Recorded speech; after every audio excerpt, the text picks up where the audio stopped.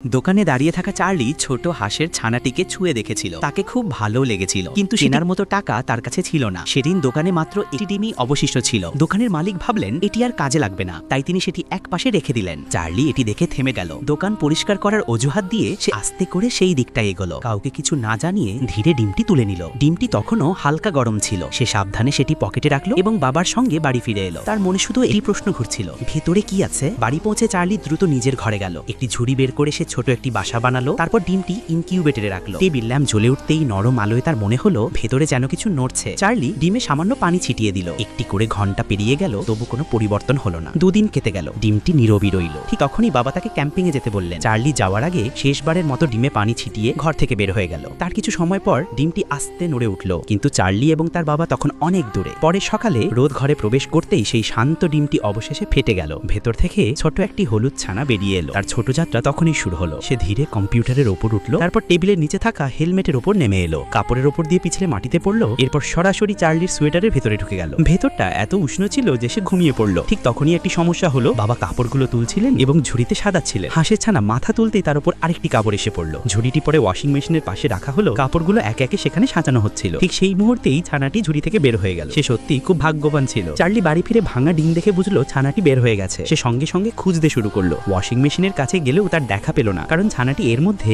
জানলার দিকে এগিয়ে গিয়েছিল। সেখান থেকে প্রথমবারের মতো বাইরের পৃথিবী দেখলো। তারপর সেই নিচে চাটাইয়ের উপর নেমে এলো। ঠিক সেই সময় টেবিলের উপর রাখা একটি জিনিস সামান্য নড়ে উঠলো, কিন্তু ছানাটি নিরাপদেই রইল। শেষ পর্যন্ত চার্লি তাকে খুঁজে পেল।